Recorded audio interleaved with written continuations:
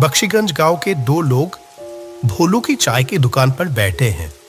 उनके चेहरों से साफ दिख रहा था कि वो लोग काफी उदास है आज। जहां ये सभी लोग मिलके भोलू की चाय 2-3 कप पी जाते हैं, वहां कोई आज 1 कप चाय तक नहीं पिया। हर कोई गांव की मौजूदा समस्याओं को लेकर बहुत विचलित है। इसी बीच गांव की वर्तमान हेडमास्टर कैलाश उपाध्याय भोलू की चाय की दुकान पर आ पहुंचे।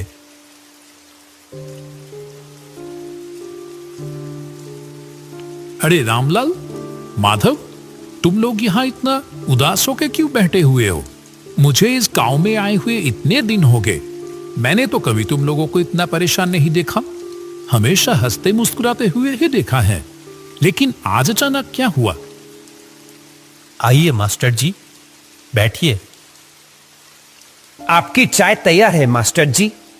मुझे पता था आप थोड़ी देर में यहां आ जाओगे। हाँ हाँ बोलू, आज अपनी वो अदरक वाली चाय पिलाना मुझे, ठीक है? बहुत देर से सर दर्द कर रहा है। और हाँ, तुम लोग बताए नहीं कि हुआ क्या है, इतने उदास क्यों हो? असल में क्या है ना मास्टर जी, हम सभी लोगों का आज मन बहुत उदास है। क्यों? क्या हुआ?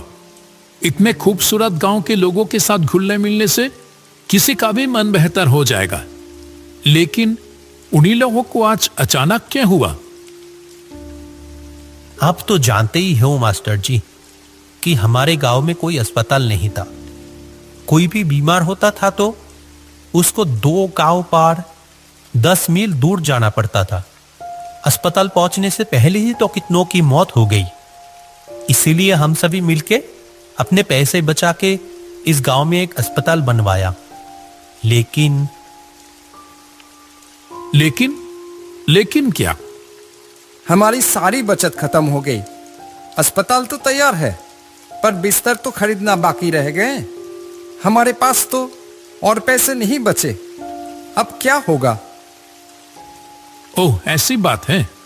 मेरे पास कुछ पैसे तो थे, पर वो तो मेरी बेटी की शादी में खर्च हो गए हैं। लेकिन हाँ, इच्छापुर गांव में मेरी पुश्तैनी जमीन है एक। अगर उसे बेच दिया तो जो पैसा आएगा, उम्मीद है उससे अस्पताल का बेड हो जाएगा। क्या कहते हो? ये आप क्या कह रहे हैं मास्टर जी? आप अपनी पुश्तैनी जमीन बेच देंगे? मेरे तो बस ये 1 साल की नौकरी बची है। मैंने तो मन बना लिया, जो प्यार यहां मिल रहा है, मैं तो बाकी की जिंदगी यही गुजारूंगा तुम लोगों के साथ। क्यों, नहीं रखोगे क्या? वैसे भी ये तो बड़ा ही पुण्य का काम है। भगवान ऐसे अवसर बार बार नहीं देते।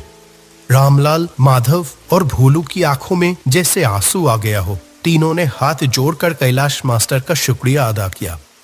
अरे अरे, ये क्या कर रहे हो? अच्छा सुनो, हम लोग कल ही निकल जाएंगे। काफी समय से कुछ लोग मुझसे वो जमीन खरीदना चाहते थे। देखते हैं, अगर इस बार बात हुई तो उनको ही बेच देंगे। अगले दिन सुबह कैलाश, रामलाल और माधव इच्छापुर गांव की ओर चल पड़े।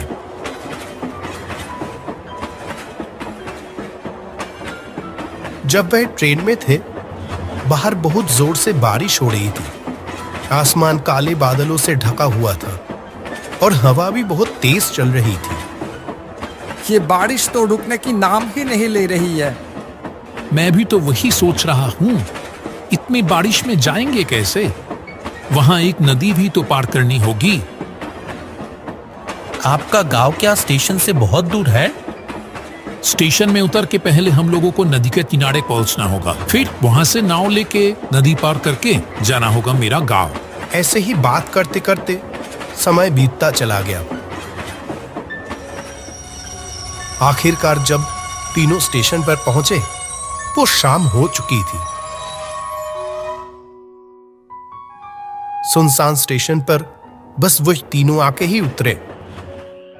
अभी तो बारिश थोड़ी रुकी है, चलो देखते हैं जल्दी से नाव घाट पर पहुंच पाते ही या नहीं। वो तीनों स्टेशन से बाहर आ गए। आसपास कोई भी नजर नहीं आ रहा था। बारिश के कारण रात का अंधेरा अन्य दिनों के मुकाबले कुछ ज्यादा ही था। घने काले अंधेरे ने चारों ओर जैसे एक जादुई माहौल बना दिया था। वह स्टेशन के पास एक बरगद के पेड़ के नीचे आके रुके।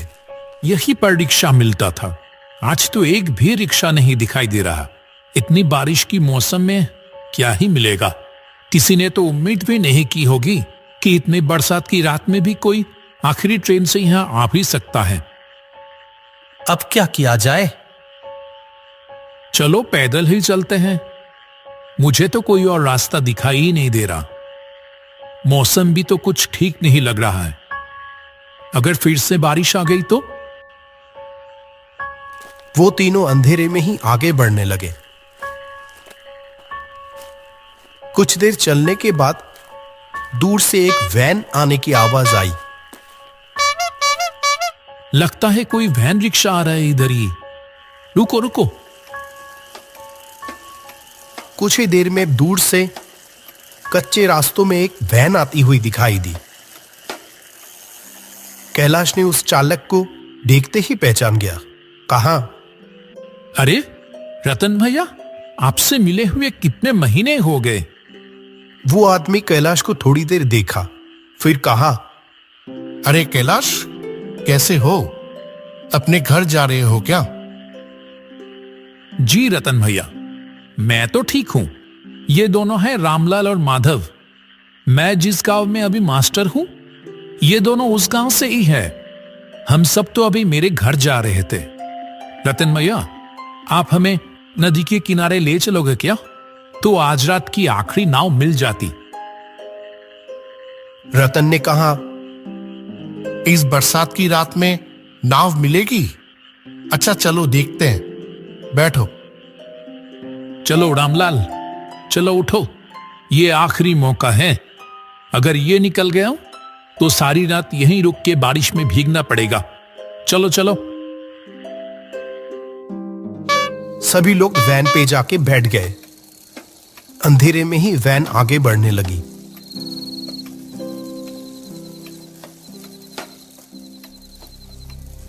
कुछ देर बाद कैलाश ने रतन से पूछा, आपकी तो इतनी उम्र हो गई रतन भैया, फिर भी आप अभी भी वैन चलाते हो? आपको तकलीफ नहीं होता? तकलीफ? हाँ, होता था पहले, अब नहीं होता है। पहले होता था, अब नहीं होता है। इसका क्या मतलब है? वो कुछ नहीं। तुम तो बहुत दिनों बाद इछापुर गांव आए हो। हम लोगों को तो भूल ही गए हो तुम। नहीं नहीं, ऐसी बात नहीं है रतन भैया। दरअसल काम के सिलसिले में मैं अभी जहां रहता हूं, वहां से आमतौर पे आना जाना हो नहीं पाता है। आज भी तो एक जरूरी काम से ही आया हूं। गांव में मेरे बाप दादा की जो जमीन है ना, उसे ही बेचने आया हूं। बेच दोगे? क्यों, क्या हो गया? कोई मुसीबत? हाँ, मुसीबत तो है। जिस गांव में मैं रहता हूं अभी, उस गांव के सभी लोगों ने अपने बचाए हुए पैसे से अस्पताल बनवा तो दिए हैं, लेकिन वो अस्पताल की बेड खरीदने की पैसे नहीं जुटा पा रहे हैं। इसीलिए मैंने सोचा कि अपनी पुश्तैनी जमीन बेचकर उनकी थोड़ी मदद कर दूं। वैसे भी वो जमीन तो कई सालों से खाली ही पड़ी है। क्या बात है कैलाश, तुम सचमुच इछापुर गांव का गर्व हो। अरे नहीं नहीं, ऐसी कोई बात नहीं। ये देखो ना, ये रामलाल, माधव, ये सभी भी किसी से कम है क्या? ऐसे ही बातचीत चलते चलते सभी लोग नदी के किनारे आ पहुंचे। जब वो तीनों नदी की ओर देखें, तब नदी बहुत तेज बह रही थी। जो नदी हर वक्त शांत रहती थी, वह आज बिल्कुल अलग दिख रही थी। नदी के किनारे कुछ नाव बंधी हुई थी, लेकिन चलाने वाला कोई भी दिखाई नहीं दिया। जो सोचा था वही हुआ। एक भी माझी घाट पर नहीं है। वैसे भी इतनी रात हो गई है और फिर बारिश। कोई क्यों ही रहेगा अभी? ये तो बड़ी मुसीबत हो गई मास्टर जी। आज रात बारिश में भीगकर ही गुजारना पड़ेगा लगता है। अब क्या होगा मास्टर जी?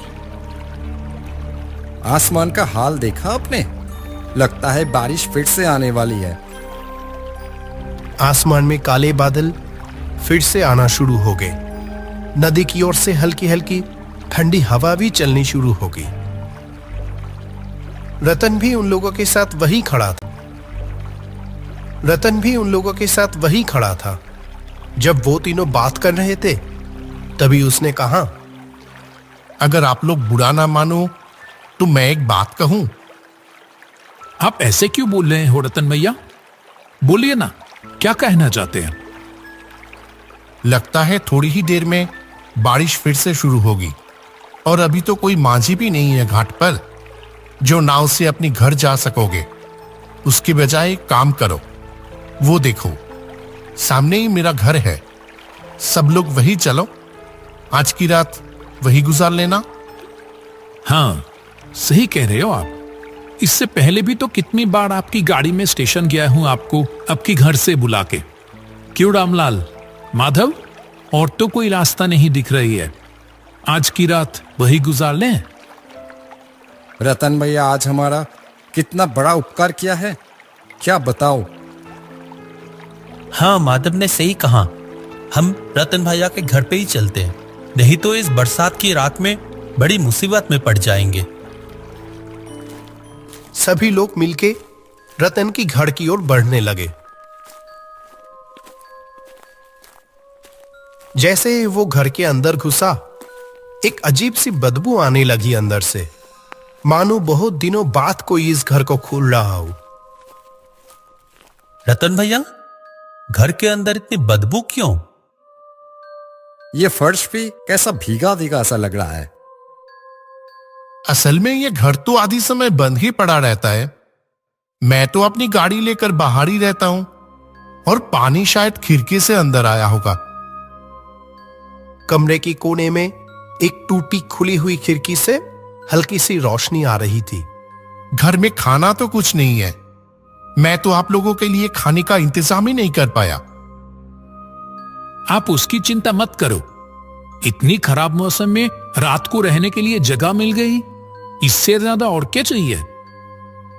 अगर आप नहीं होते तो आज रात हम लोग कैसे बिताते, भगवान ही जाने। अरे ऐसी कोई बात नहीं है।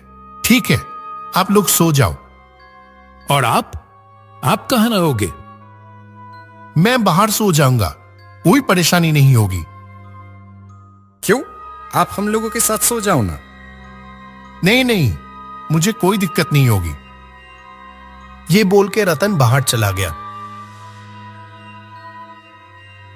और वो तीनों जमीन पर चटाई बिछाकर लेट गए। तब गहरी रात, अचानक कैलाश की नींद खुल गई। एक अजीब सी आवाज आ रही थी, जैसे कि कोई घर से थोड़ी दूर जमीन खोद रहा हो।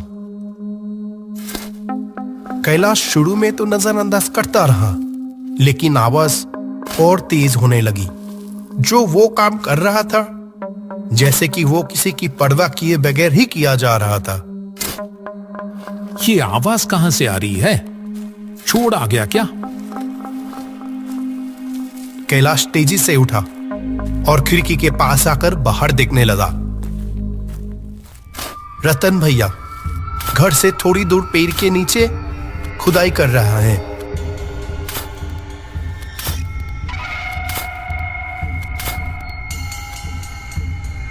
माधव, रामलाल, उठो, जल्दी उठो। मुझे यहां कुछ ठीक नहीं लग रहा है। रामलाल और माधव दोनों नींद से जाग गए। कैलाश ने दोनों को खिड़की के पास बुलाया। अरे, रतन भैया कहां गया? अभी तो यहीं पर थे।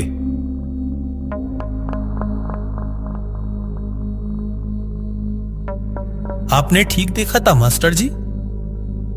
हाँ हाँ बिल्कुल। चलो तो बाहर। वे तीनों घर के पीछे वाले पेड़ की ओर चल दिए। ये देखो, यहाँ पेड़ के नीचे जमीन पर कुछ है लगता है।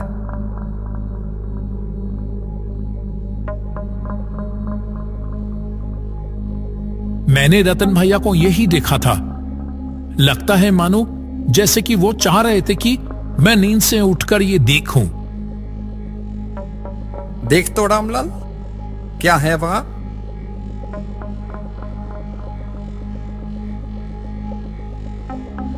मिट्टी को हाथ से थोड़ा हिलाने पर रामलाल को पैसों से भरी हुई एक कलश दिखाई दी। अरे इसके अंदर तो बहुत सारे पैसे हैं। सच में? लेकिन ये है किसके? रतन भैया अभी कहां चले गए? ठीक है, वो दूसरों की पैसे है, उसकी हमें जरूरत नहीं। वो जैसे था उसको वैसे ही रख दो अच्छे से, और चले आओ वहां से। ठीक उसी वक्त वो पेड़ जैसे हिल उठे। तीनों ने ऊपर देखा तो वहां लंबे पैरों वाला एक भयानक चेहरा बैठा हुआ था।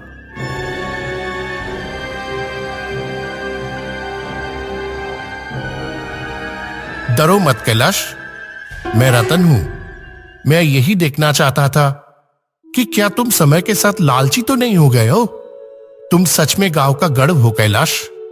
तुम चाहते तो ये पैसे आसानी से ले सकते थे, और मैं अकेला बूढ़ा आदमी तुम तीनों के सामने तो टिक भी नहीं पाता। जहां तुम्हें पैसों की इतनी जरूरत है और यहां इतने सारे पैसे हैं।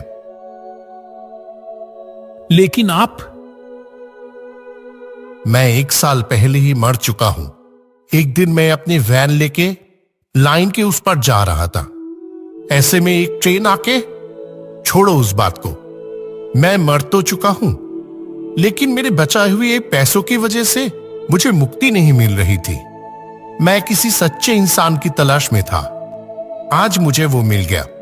आप लोगों से बात करके ही मैं समझ गया था कि आप लोग सच्चे इंसान हैं। मैं थोड़ा जांच लिया बस। ये पैसे ले जाओ और अस्पताल के लिए लगा दो। तुम्हें अपना पुश्तैनी जमीन बेचने की कोई जरूरत नहीं है कैलाश। यहां जो पैसे हैं उससे अस्पताल का काम पूरा हो जाएगा। रतन भैया, अब मुझे मुक्ति मिलेगी। आप सब लोग अच्छे से रहना। ये कहते हुए रतन का भयानक चेहरा हवा में गायब हो जाता है। वो तीनों बस पैसों से भरे हुए कलश को देखते रह गए। बारिश की रात एक भूतिया घर में बिताए हुए वो पल उन लोगों के मन में पूरी तरह से कैद होके रह गया।